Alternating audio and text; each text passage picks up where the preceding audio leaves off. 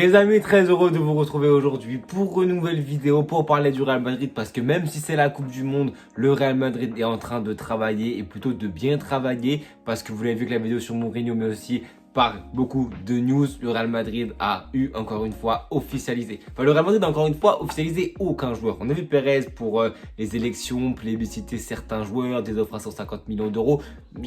Franchement, j'ai pas pris la peine de faire des vidéos parce que pour moi c'était de la politique pure et dure. Ça parlait 150 millions sur Alvarez, sur Olise, machin. On sait juste que c'est pour appâter les gens débiles et ça a marché parce que plein de monde en ont parlé. Donc c'est qu'au final c'est lui qui a eu raison de faire ça. Moi je préférais ne pas en parler parce qu'on sait très bien comment c'est. C'est de la politique, c'est comme l'autre qui parle d'Haaland et qui parle de Klopp. On sait très bien que chacun prône ses intérêts.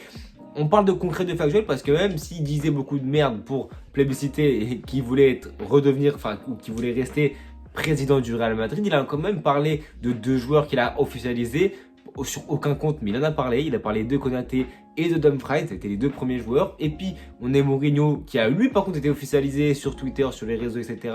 Lui, c'est le premier vraie officialisation. Après, t'as les Here We Go. Comme je dis, Konaté et Dumfries, là où Perez en a parlé. Et hier, c'est tombé. Bernardo Silva se serait engagé avec le Real Madrid, contrat de 2 ans. Franchement, moi, je vais vous donner mon opinion sur ces 3 recrues, parce que sur la quatrième, qui est Mourinho, j'ai déjà fait une vidéo complète dessus, donc j'ai pas envie de me répéter forcément. Mais pour moi, c'est de très très bonnes choses parce que c'est des postes où le Real Madrid a besoin de renfort. On va commencer par Konaté. Konaté, central de 25-26 ans, tu l'as libre de tout contrat, c'est une très très bonne rue dans un secteur de jeu où le Real Madrid a beaucoup de problèmes parce qu'on sait que ce Real Madrid là en défense a été très compliqué tout le long de la saison. Tu prends un Konaté qui est une réelle interrogation dans le rôle où tu vas le prendre parce qu'on le sait qu'il se va sûrement arriver titulaire Real Madrid indiscutable. Quand tu sais Alaba va sûrement partir, Rudiger a prolongé de 1 an pour entourer ces jeunes joueurs là, Konaté sera là, Militao avec les blessures etc. Tu auras toujours Asensio et Hutchinson, donc c'est intéressant, ça sera vraiment ce leader là, ce central droit. On peut imaginer une charnière avec lui et à ses côtés Hutchinson, un peu le parallèle de ce qui se passe et ce qui s'est passé à entre guillemets Bournemouth avec Zabarni qui serait Konaté et Hutchinson dans son rôle préférentiel de vraiment un défenseur qui a le jeu à son compte entre guillemets, qui laisse le sale boulot à Konaté, parce que ça sera ma vraie interrogation. On l'a vu à Leipzig et à Liverpool, Konaté c'est un défenseur qui a toujours été suppléé et qui a toujours été le deuxième défenseur. À Leipzig c'était Upamecano, le vrai défenseur rugueux, le leader. Au Liverpool c'était Van Dijk aussi. Là non, je pense qu'au Real Madrid ce sera lui le leader, ce sera à lui d'être vraiment ce jour-là. C'est intéressant parce qu'il arrive dans ce rôle-là où on le sait, c'est un joueur qui a vécu une saison compliquée, aussi bien dans ce domaine familial, avec la mort de Diogo Jota, aussi de quelqu'un de sa famille. Donc c'est clair que c'est pas facile. On a vu tout Liverpool à se performer parce que c'est quand même un drame qui a vraiment dû peser dans les têtes, et c'est clair et net que le psychologique c'est omniprésent et très important dans le football, donc c'est clair qu'il ne faut pas sous-estimer ça. C'est un défenseur qui a des qualités notamment défensives, notamment aussi à la rapidité, beaucoup de qualités aussi techniques. Maintenant, c'est clair que Konaté, je pense que c'est une très bonne prise aussi au vu du contexte. Je pense pas que le Real Madrid soit ultra riche, mais prendre un joueur comme ça, libre de ton contrat, c'est une superbe occasion. On le fait à chaque année, on l'a fait qu'avec Alaba, on a vu le rendu que ça a fait. On le fait à chaque année, on l'a vu avec Trent aussi. D'ailleurs, en parlant de Trent, ils ont évolué ensemble, je crois, 3-4 ans à Liverpool. On peut imaginer ce côté droit avec Konaté en charnière et Trent sur le côté droit. On sait que Trent pourrait peut-être plus se projeter parce que c'est ce qu'il aime faire à Liverpool et c'est ce qu'il n'a pas trop bien fait au Real Madrid. Donc ça pourrait être une alternative possible d'avoir un Trent qui se projette et un Konaté qui vraiment a l'habitude avec Liverpool d'être dans cette ligne haute là, je pense qu'il sera peut-être plus dans le confort et moins dans cet aspect intensité là que la première ligue, et c'est logique que tu n'as pas de match pour te reposer, n'importe quelle équipe peut te mettre en difficulté. Au Real tu auras moins ça, tu auras peut-être plus la maîtrise du ballon, et c'est autre chose, c'est des façons de défendre qui seront différentes. À Liverpool, c'est quand même une équipe haut de tableau, donc c'est pas non plus une équipe bas de tableau qui va encaisser 50 XG par match. Mais au Real Madrid, ça sera vraiment 2-3 interventions, beaucoup d'espace à gérer dans ton dos quand tu sais aussi côté de train, etc. Donc il faudra être omniprésent, il faudra savoir mettre le pied où il faudra aussi avoir techniquement de l'assurance, mais ça je ne doute pas de Konaté qu'il en a les pleines capacités. La cohérence avec Hutchinson, on verra, un droitier, un gaucher, un mec ambidextre. Trent à droite aussi. À droite, on en parlait avec Trent, mais on aura aussi Dumfries qui est pour moi une très très bonne recrue. Les 3 joueurs qu'on prend, c'est 3 titulaires dans leur club, à Liverpool, à l'Inter et à Manchester City. Ils arrivent dans des moments de leur carrière qui sont différentes. Pour Konaté, il a encore beaucoup de choses à prouver entre guillemets parce que c'est pas encore ce défenseur-là titulaire par exemple avec l'équipe de France indiscutable. Ça a toujours été le second d'un défenseur central dans tous les clubs où il est passé. Donc là, il doit arriver au Real Madrid en tant que leader et défenseur numéro 1. À droite, comme j'ai dit, Dumfries aurait signé au Real Madrid. Alors des contrats de 3-4 ans, ça en vrai, ça veut un peu tout et rien dire. C'est le seul joueur sur qui on a mis de l'argent. 25 millions d'euros, c'est sa clause libératoire. Pour moi, c'est comme j'ai dit, une très bonne recrue quand tu sais les attentes que tu dois avoir envers lui. Parce que Dumfries, pour moi, au compte tenu de son âge et compte tenu de ce qu'on attend et de son profil de jeu, c'est pas forcément un défenseur que tu dois t'attendre qui va démarrer tous les matchs titulaires, etc. Pour moi, c'est un suppléant, mais qui peut se prétendre d'être titulaire avec tout le bien qu'il a fait à l'Inter, parce que c'est un latéral qui a beaucoup de velléité offensive, c'est un latéral qui a beaucoup de présence, qui a beaucoup d'énergie, qui arrive à mettre beaucoup d'intensité dans les matchs, qui est aussi très fort défensivement, assez fiable physiquement malgré sa blessure cette saison, qu'il a quand même raté la Ligue des Champions, et l'Inter s'est fait éliminer contre Bodo Glimt aussi, je pense, parce qu'il n'était pas là. Il forme aussi un très bon tandem avec Di Marco. Il arrive dans une équipe du Real Madrid qui ne sera pas aussi tactiquement rodée que l'était avec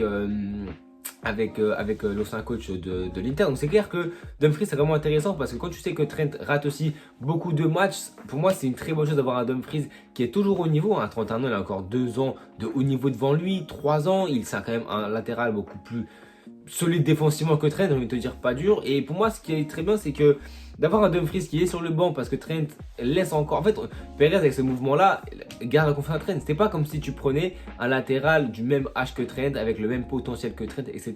Non, là, tu prends un latéral qui est déjà quasiment en fin de carrière, entre guillemets, pour de une seconder le poste parce que Camaral est parti. Tu as un Dumfries qui sera là en suppléant de Trent tout en sachant qu'il peut aussi lui prendre sa place bien sûr, là où Trent il a fait une saison qui était quand même assez compliquée et avoir un concurrent c'est toujours bien pour continuer de te stimuler, pour essayer de te surpasser aussi bien sûr. Il faut l'adaptation aussi, en un an c'est compliqué, tu es dans un Real qui est vraiment mauvais, donc c'est clair que Trent il est encore loin de nous avoir montré ce qu'il a vraiment sous le capot finalement. Donc Dumfries pour moi c'est une très très bonne recrue parce que il complète pas mal de choses côté Real Madrid dans le style de jeu, dans la mentalité aussi. C'est que tu arrives, c'est quand même, tu amènes des joueurs d'expérience, Dumfries, Silva, des joueurs qui ont 30 ans, etc. Des vrais leaders. J'espère qu'ils prendront le vestiaire aussi à leur compte. J'espère aussi que leur accueil sera évidemment fait de la meilleure des manières. Mais moi, c'est quand même deux très très belles recrues qui vont renforcer des secteurs de jeu qui sont quand même hyper importants côté Real Madrid. À droite, c'était vraiment un point faible, aussi bien défensivement qu'offensivement, avec le peu d'apport que Trent a mis cette saison en jeu.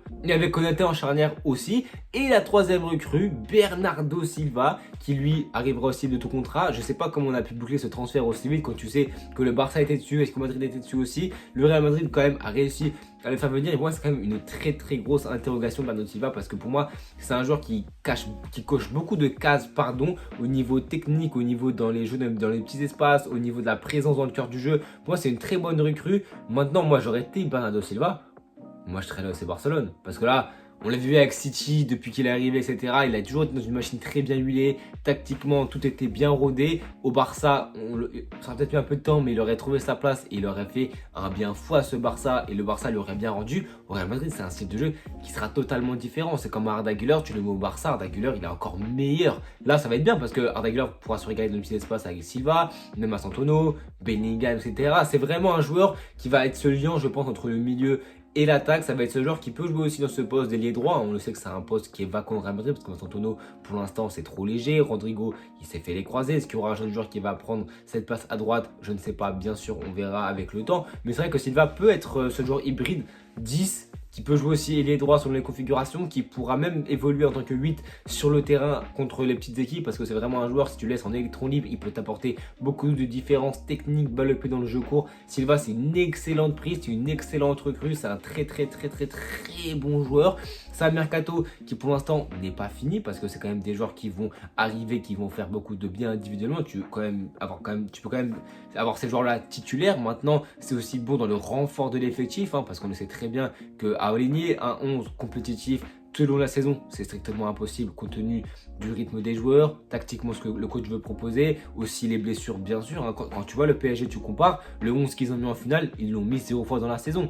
ils ont mis une fois, ça a suffi en finale parce que on le sait, avoir les meilleurs joueurs au meilleur des moments, tout cela, c'est très très très compliqué compte tenu aussi du staff médical du Real Madrid. On a vu que Pepe arriverait dans le staff, Kroos aussi peut-être, donc c'est clair que ça peut apporter cet esprit-là aussi de la discipline Real Madrid là, mais j'espère que Mourinho arrivera aussi avec son staff là parce que c'est complètement inadmissible d'avoir autant de rechutes, hein. Comme tout à l'heure, on parlait en défense de la défense catastrophique, etc., notamment de Hutchinson. C'est compliqué quand tu es défenseur central d'avoir ta paire qui change tous les 4 matins, d'avoir toi qui se blesse, qui se rechute. C'est très très compliqué, donc il faut aussi en vouloir aux joueurs, mais aussi au staff médical, bien sûr, faut pas les oublier. Donc ouais, franchement, pour l'instant, le mercato, comme je dis, il est très bon parce que tu as quand même une équipe qui reste compétitive, hein. On peut imaginer, si Mourinho arrive avec des idées tactiques, on peut imaginer une attaque à 3 têtes avec Mbappé 9, Vini à gauche et pourquoi pas Valverde à droite.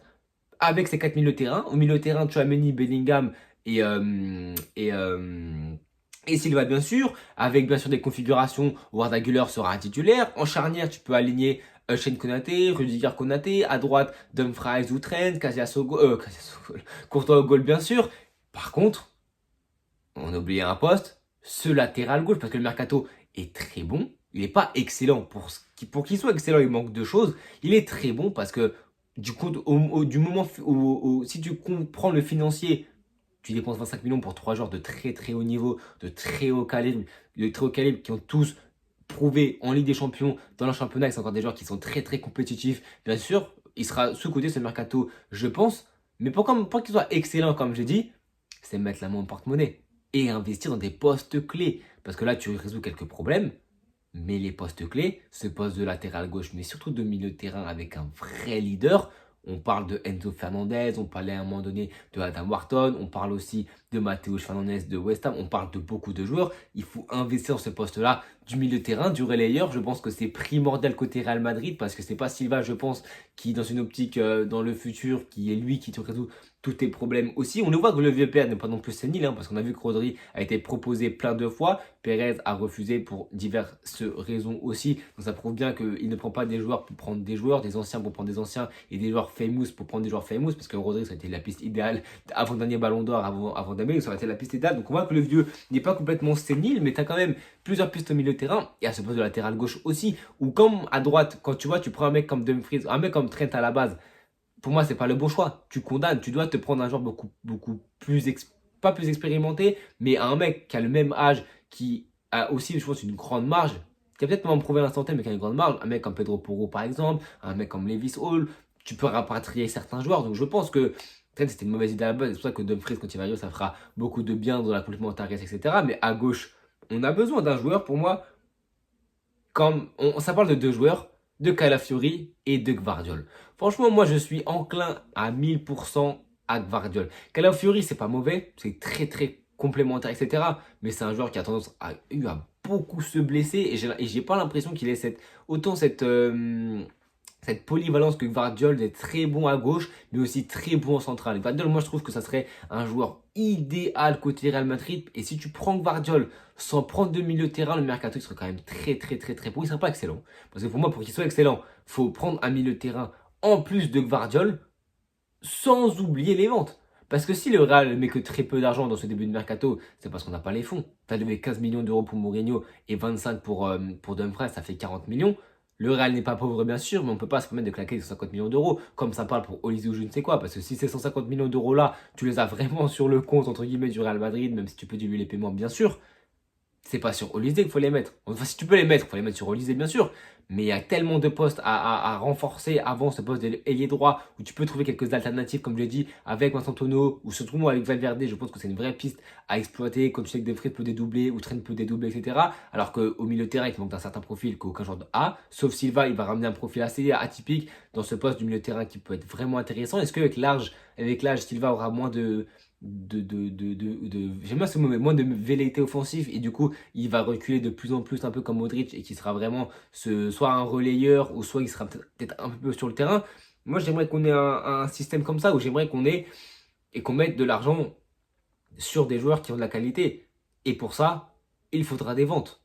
On sait qu'on n'aura pas des ventes devant, ni de Kylian ni de Vinicius. Les ventes se feront sur mon milieu de terrain en défense, notamment de Ceballos, on en parlait je crois pas à Benfica, mais on en parlait, je crois, au Portugal. Kamavinga, on sait qu'un du top 6 anglais, je crois, s'est renseigné sur lui. Je pense que le mercato sera très intéressant au niveau des départs et aussi au niveau des arrivées, parce que pour qu'on ait des joueurs qu'on veut avoir côté Real Madrid, je pense que c'est en investissant. Tu as les fonds, mais il faut aussi, je pense, penser à dépenser pour écrimer une partie de ton vestiaire parce que les 25 places sont prises. Maintenant, on verra avec Fadre de retour. Nicopas, c'est pas encore fait, il commence à être réticent un petit peu. Donc, franchement, j'ai hâte de voir comment va évoluer ce mercato-là. Pour l'instant, je mets un bon 7 sur 10 parce que tu te renforces quand même avec des joueurs de grande qualité ou quand même des secteurs de jeu où tu as besoin. On le sait à droite pour remplacer au départ de Carvajal, un mec assez ancien mais qui peut quand même être titulaire et apporter du bon. Un mec comme Konaté en charnière qui a encore du potentiel mais qui n'est pas encore pleinement, je pense, à son seuil de potentiel. Je pense qu'il peut, je pense qu'il peut encore évoluer. C'est quand même des paris risqués, notamment Konaté, parce que c'est pas un joueur qui, à l'heure actuelle, est indéboulonnable. C'est pas un joueur qui, à l'heure actuelle, est surin de ses qualités, bien sûr. On est encore avec l'équipe de France. Il y a quelques concentration, bien sûr. Et le contexte Real Madrid peut plomber certains joueurs qui ne sont pas et qui n'arrivent pas réellement en confiance. Je pense que Dumfries arrive en confiance. Je pense que Silva arrive en confiance. Et Silva, ça sera un joueur pour moi sur qui j'aurais beaucoup d'attentes. Sans non plus extrapoler. Parce que Silva, pour qu'il soit bon, il faut qu'autour, l'équipe soit bonne. C'est pour ça où je reviens au Barça. Je pense que si Silva serait allé au Barça, je pense qu'il aurait vécu et vu un meilleur football qu'au Real Madrid, où c'est un football vraiment plus différent, moins entre guillemets anticipable, moins stéréotypé, beaucoup plus fouillis, beaucoup plus à l'instinct finalement. Ce Real Madrid, c'est un Real Madrid qui finalement joue à l'instinct. Donc est-ce que ça vaut? Est-ce que ça va profiter au style de jeu de Silva? Franchement, j'ai hâte de voir. En tout cas, les amis, on se dit pour cette vidéo. Abonnez-vous, likez, partagez. Et nous, on se retrouve très bientôt pour la suite de cette Coupe du Monde, évidemment. Et pourquoi pas de certaines news Real Madrid, parce que je pense que le mercato est encore loin d'être terminé.